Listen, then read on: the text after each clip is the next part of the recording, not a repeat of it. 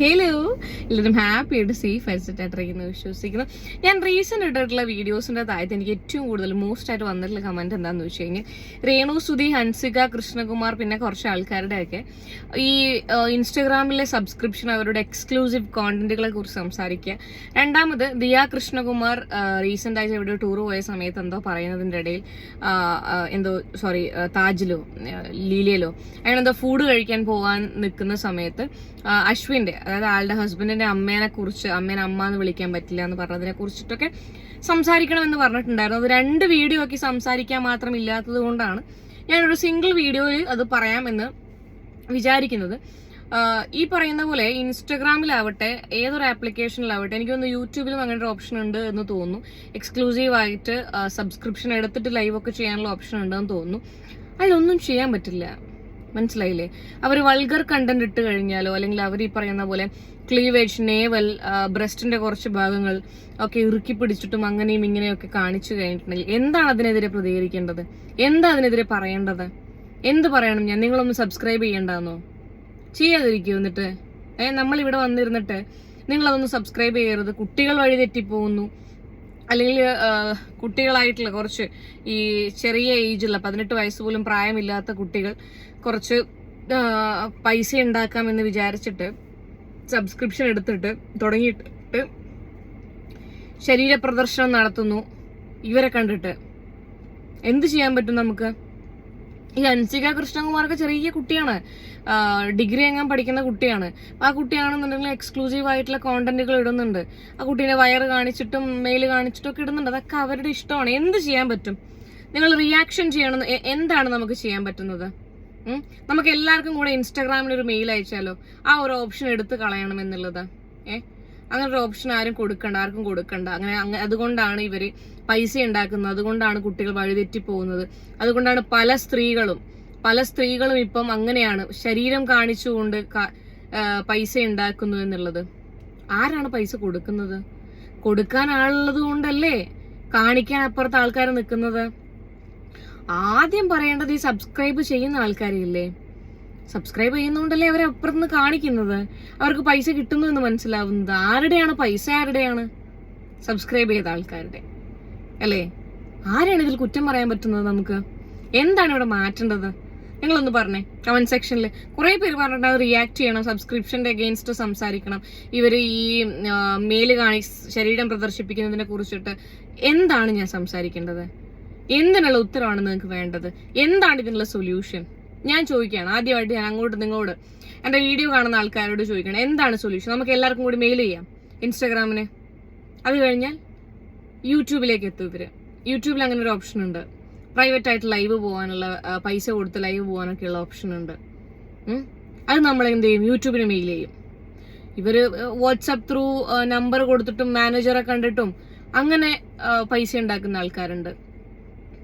അവരെല്ലാം video call normal അവരെ WhatsApp നമ്മൾ എന്ത് ചെയ്യും? ആർക്കാണ് എന്ത് ചെയ്യണ്ടേ? എന്ത് ചെയ്യാൻ പറ്റും? ഒന്നും ചെയ്യാൻ പറ്റില്ല. സബ്സ്ക്രൈബ് ചെയ്യരുതെന്ന് നമുക്ക് പറയാൻ പറ്റും. നമ്മളെ പൈസയാണോ? അല്ല, അവരുടെ പൈസ ഇട്ട് അവര് കണ്ടന്റ് കാണുന്നു, ഇത് ഇവര് കാണിക്കുന്നു. എന്താ ചെയ്യാൻ പറ്റുക ഇതില്? ഒന്നും ചെയ്യാൻ പറ്റില്ല. ഇനിയുള്ള കുട്ടികളോട് പറയാം, വലിയ സംഭവമൊന്നുമല്ല. നിങ്ങൾ വിചാരിക്കും സബ്സ്ക്രൈബ് ചെയ്ത ആൾക്കാർ മാത്രമേ കാണുള്ളൂ, ഇത് പുറത്തു പോവില്ല, കുടുംബത്തിൽ അറിയില്ല, അച്ഛനും അമ്മയും അറിയില്ല. അങ്ങനെയൊന്നുമില്ല കേട്ടോ. ഇപ്പം ഞാൻ സബ്സ്ക്രിപ്ഷൻ എടുത്തു കഴിഞ്ഞാൽ നമ്മൾ ഈ കാറിലിരിക്കുകയാണെങ്കിൽ 10 ആള് കാണും ഒരുമിച്ചിരുന്നിട്ട്. ഒരാൾക്ക് അത് ഫോണിൽ റെക്കോർഡ് ചെയ്യാനേ ഉള്ളൂ. അതങ്ങനെ ചെയ്തിട്ട് അതിങ്ങനെ സ്പ്രെഡാക്കാം. അതൊക്കെ ചിന്തിക്കണം നിങ്ങൾ. പിന്നെ നിങ്ങളുടെ ശരീരമാണ്, ഓക്കെ, നിങ്ങളെ ശരീരം ആൾക്കാർ കാണുന്നതിൽ നിങ്ങൾക്കൊരു പ്രശ്നവും എന്നുണ്ടെങ്കിൽ ആർക്കാണ് ഇവിടെ പ്രശ്നം? ആർക്കുമില്ല. പിന്നെ ഈ പറഞ്ഞ ഈ രേണു സുധി എന്ന് പറഞ്ഞ ആ ഒരു ചേച്ചി, അവര് ഈ റീസെന്റ് നാവ് കൊണ്ട് എന്തോ കാണിച്ചു. അപ്പൊ അത് കഴിഞ്ഞ് അവര് ചുണ്ട് പൊട്ടി. അത് ഞാൻ പറയാം. അപ്പൊ നമുക്കൊക്കെ ചുണ്ട്, എല്ലാവർക്കും തണുപ്പ് കാലത്ത് പലർക്കും ചുണ്ട് പൊട്ടാറുണ്ട്. നമുക്ക് ഒരിക്കലും ചുണ്ട് പൊട്ടിക്കഴിഞ്ഞിട്ടുണ്ടെന്നുണ്ടെങ്കിൽ ആ ഭാഗത്ത് ഇങ്ങനെ നാവ് കൊണ്ട് അങ്ങനെ ചെയ്യാൻ പറ്റില്ല. അത് ഭയങ്കര കത്തും. അല്ലെങ്കിൽ നമ്മൾ നാവ് കൊണ്ട് അങ്ങനെ ചെയ്യുമ്പോൾ ചുണ്ട് പൊട്ടിന്ന് വിചാരിക്കാം. അങ്ങനെയല്ല, ഞാൻ ഉദാഹരണമാണ് പറയുന്നത്. ചുണ്ട് പൊട്ടിയിരിക്കുകയാണ്. ചുണ്ട് പൊട്ടാത്ത ആൾക്കാരുണ്ടാവില്ല. തണുപ്പ് കാലത്തൊക്കെ ചുണ്ട് പൊട്ടും. നമ്മള് ഇങ്ങനെ ചെയ്യുമ്പോൾ മുഖത്തെ എക്സ്പ്രഷൻ അങ്ങനെ വരുള്ളൂ. അല്ലാണ്ട് അങ്ങനെ വരില്ല. ചുണ്ട് പൊട്ടിയതാണെങ്കിൽ, ചുണ്ട് പൊട്ടുമ്പോൾ വേദന എടുക്കൂലേ, നിങ്ങളെ ഉമിനീര് കൊള്ളുമ്പോൾ കത്തൂലേ, കത്തി എക്സ്പ്രഷൻ ആണോ അത്? അതൊക്കെ നിങ്ങൾ എക്സ്പ്ലെയിൻ ചെയ്യേണ്ട ആവശ്യമേ ഇല്ല അതൊന്നും. നിങ്ങളെ ചുണ്ടുകൊണ്ട് നിങ്ങളെ നാവ് വെച്ചിട്ട് ലൈംഗിക ചൊവ്വയോടുകൂടി സബ്സ്ക്രിപ്ഷൻ എക്സ്ക്ലൂസീവ് കണ്ടന്റ് ഇട്ടു. എന്താ അതിനെന്താ? ഇപ്പോൾ ആൾക്കാർ വന്നിരുന്ന് പറഞ്ഞു അത് ഭയങ്കര വൾഗർ ആയിട്ടുണ്ടായിരുന്നു, ഒരു എക്സ്ട്രീംലി വൾഗർ. സോ നിങ്ങൾ അതെന്തിനാ എക്സ്പ്ലെയിൻ ചെയ്യേണ്ട ആവശ്യം? എക്സ്പ്ലെയിൻ ചെയ്യേണ്ട ആവശ്യമൊന്നുമില്ല. നിങ്ങള് അവര് പൈസ കൊടുത്തിട്ട് വരുന്നു, നിങ്ങൾ കാണിക്കാൻ അവിടെ ഇരിക്കുന്നു. സിമ്പിൾ അല്ലേ? അല്ലാന്ന് പറയാൻ പറ്റുമോ? പറ്റില്ല. ഓക്കെ, പിന്നെ അത് കഴിഞ്ഞിട്ട് എനിക്കൊന്ന് ഹൻസികന്റെ വീഡിയോ ഒക്കെ പുറത്ത് വന്ന സമയത്ത് അവരുടെ ഫാമിലിയിൽ എല്ലാവരും സപ്പോർട്ട് ചെയ്തു തോന്നുന്നു. See end of the day what matter is money. പണം, എല്ലാത്തിൻ്റെയും അടിസ്ഥാനം പണമാണ്. ആരും പറഞ്ഞുകൊണ്ട് വരണ്ട അങ്ങനെയല്ല ചക്കയെല്ലാം വാങ്ങി. അതെ, മണിയാണ്. ഇനി back to Diya Krishnakumar. See, ഞാനൊരു കാര്യം പറയട്ടെ. അതിലിപ്പോ ഞാൻ പ്ലസ് എന്നല്ല, സപ്പോർട്ട് ചെയ്യുക അല്ലെങ്കിൽ സപ്പോർട്ട് ചെയ്യുന്നല്ല എൻ്റെ അഭിപ്രായം. ഇപ്പൊ അശ്വിന്റെ അമ്മയ്ക്ക് ദിയ അശ്വിന്റെ അമ്മേനെ ആന്റി എന്ന് വിളിക്കുന്നതിൽ പ്രശ്നമില്ലെങ്കിൽ നമുക്ക് ആർക്കും ഒരു പ്രശ്നവുമില്ല. അത് അവരുടെ ഇഷ്ടമാണ്, അവരുടെ ചോയ്സ് ആണ്. ഇപ്പം എൻ്റെ കാര്യം ഞാൻ പറയാം. ഞാൻ എൻ്റെ വെരി ക്ലോസ് ആയിട്ടുള്ള അല്ലെങ്കിൽ എനിക്ക് എൻ്റെ അമ്മയുടെ പ്രായം തോന്നുന്ന ആൾക്കാരെ എനിക്ക് ഭയങ്കര ഇഷ്ടമാണ് എന്നുണ്ടെങ്കിൽ ഞാൻ അമ്മയെന്ന് വിളിക്കാറുണ്ട്. എൻ്റെ ഫ്രണ്ട്സിൻ്റെ അമ്മമാരെ അമ്മയെന്ന് വിളിക്കാറുണ്ട്. അതിൽ എൻ്റെ അമ്മ ഇതുവരെയും ഞാനല്ല നിന്നെ 10 മാസം പ്രസവിച്ചത്, എന്തിനാ നീ ബാക്കിയുള്ളവരെ പോയി അമ്മയെന്ന് വിളിച്ചത്, എനിക്ക് സ്ട്രെസ്സായി എന്നൊന്നും പറഞ്ഞു വരുന്നത് ഞാൻ കണ്ടിട്ടില്ല. ഓക്കെ, കാരണം ദിയ കൃഷ്ണ ഇവിടെ പറഞ്ഞ ഒരു സ്റ്റേറ്റ്മെന്റ് എന്താണെന്ന് വെച്ചാൽ അത് ഭയങ്കര ടോക്സിക് പാരന്റിങ്ങിന്റെ എക്സ്ട്രീമാണ്.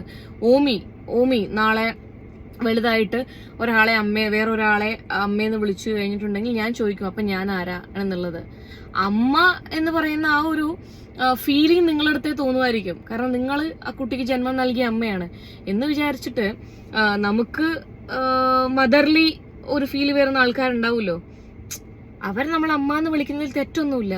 അങ്ങനെയുള്ളവരൊക്കെ ഭ്രാന്തന്മാരാണ്, അങ്ങനെയുള്ളവർക്കൊക്കെ ഭ്രാന്താണ് എന്ന് പറഞ്ഞ ആ സ്റ്റേറ്റ്മെന്റിനോട് ഒരിക്കലും യോജിക്കാൻ പറ്റില്ല. ഇത് ചിലപ്പോൾ ഹൻസികേന്റെ ആ ഒരു എക്സ്ക്ലൂസീവ് കണ്ടന്റ് മുങ്ങാൻ വേണ്ടിയിട്ട് സ്വയം ഞാനങ്ങ് ബലിയാടായേക്കാം, പ്രശ്നമൊന്നുമില്ല. ഞാൻ ഇങ്ങനെ ഒരു സാധനം ഇട്ട് കൊടുത്താൽ റിയാക്ഷൻ വീഡിയോസ് ചെയ്യുന്ന നാറികളൊക്കെ എന്നെ എടുത്ത് കൊണ്ടുപോയിക്കോളും. അപ്പം എൻ്റെ കുഞ്ഞനിയത്തി അവിടെ സേഫ് ആവുമെന്ന് വിചാരിച്ചിട്ടായിരിക്കാം. Okay, not a big deal. പക്ഷെ അങ്ങനെ പറയുന്നത് ശരിയല്ല. നിങ്ങളുടെ ഇഷ്ടത്തിന് ജീവിക്കുക എന്ന് കരുതി ബാക്കിയുള്ളവരൊക്കെ ഭ്രാന്തന്മാരാണ്, അങ്ങനെ ബാക്കിയുള്ള അമ്മേനെ, നമ്മളെ പ്രസവിച്ച അമ്മയെ അല്ലാതെ അമ്മയെന്ന് വിളിക്കുന്നവരൊക്കെ പിന്നെ ഭ്രാന്തന്മാരാണെന്ന് പറയുന്നതിൽ അർത്ഥമില്ല. രണ്ടാമത്തെ ഒരു കാര്യം, വഴിയിൽ കൂടെ പോകുന്ന ആൾക്കാരെയൊക്കെ എനിക്ക് കയറി അമ്മയെന്ന് വിളിക്കാൻ പറ്റില്ല. അപ്പൊ അശ്വിന്റെ ഫാമിലി, അതായത് നിങ്ങളുടെ ഹസ്ബൻഡിന്റെ, നിങ്ങളുടെ കുട്ടിയുടെ അച്ഛന്റെ ഫാമിലി എന്ന് പറയുന്നവരൊക്കെ വൈക്കേ കൂടെ പോകുന്ന ആൾക്കാരാണോ? അത് ഭയങ്കര ഡിസ്റെസ്പെക്ട്ഫുൾ അല്ലേ? അത് നിങ്ങളെ ഹസ്ബൻഡിന്റെ അമ്മയായതുകൊണ്ട് മാത്രമല്ല, ഒരു ഹ്യൂമൻ ബീങ്, ഒരു മനുഷ്യനാണത്. ഒരു മനുഷ്യജീവിക്ക് കൊടുക്കാൻ പറ്റുന്ന ഏറ്റവും വലിയ ഡിസ്റെസ്പെക്റ്റ് ആണത്. വഴിയെ പോകുന്ന ആൾക്കാരൊന്നും എനിക്ക് കയറി അമ്മയെന്ന് വിളിക്കാനൊന്നും പറ്റില്ല. അല്ലെങ്കിൽ ഈ പുള്ളിക്കാരൻ അശ്വിൻ, കാരണം ദിയ അങ്ങനെയാണ് അശ്വിനെ വിളിക്കുന്നത്, ഈ പുള്ളിക്കാരൻ, അതൊക്കെ അവരുടെ വിഷയമാണ്. കാരണം അശ്വിൻ എൻജോയ് ചെയ്യുന്നുണ്ട്. ഈ ദിയ, ഈ പുള്ളിക്കാരൻ, അയാളെന്നൊക്കെ പറഞ്ഞ് അശ്വിൻ എൻജോയ് ചെയ്യുന്നുണ്ടാവും.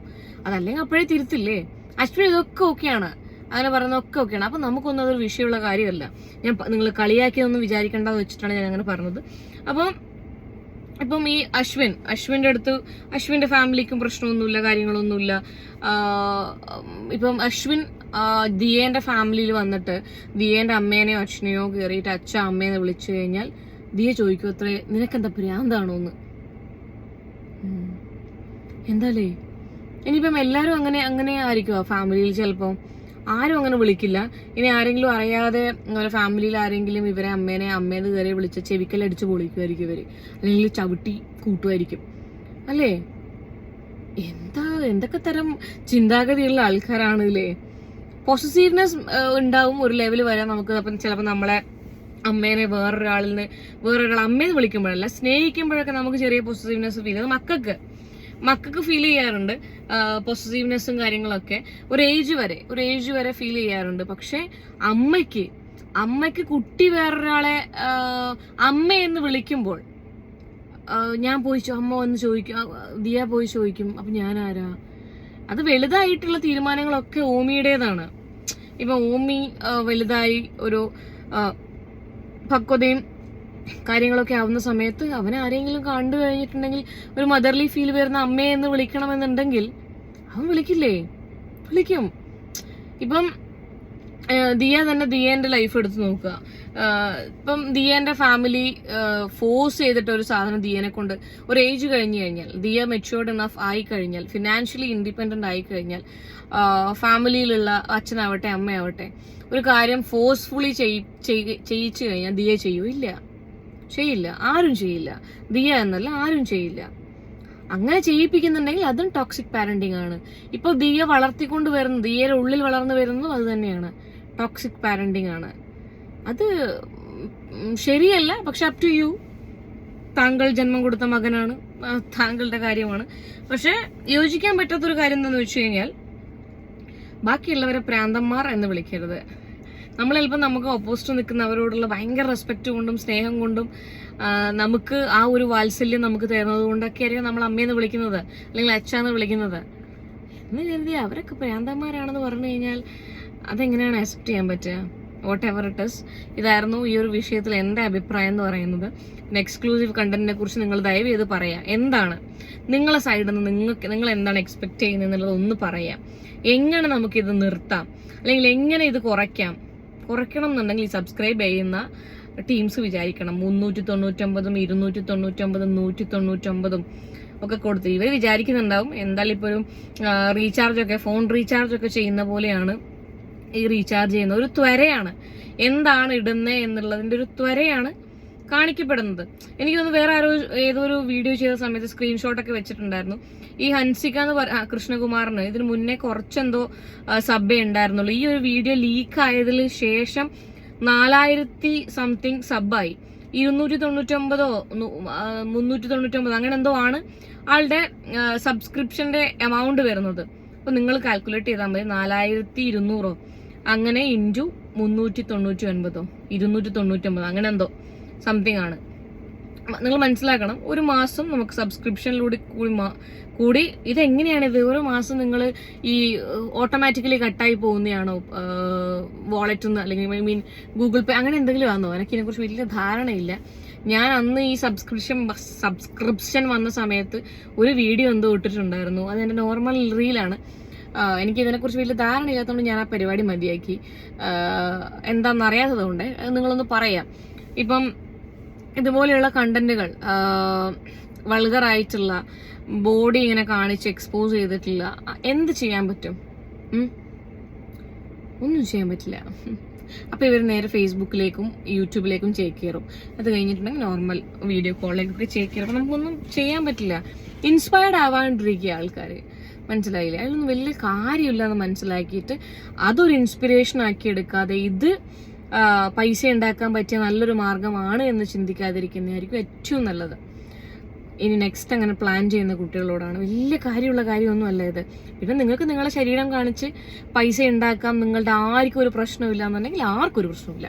ഓക്കെ.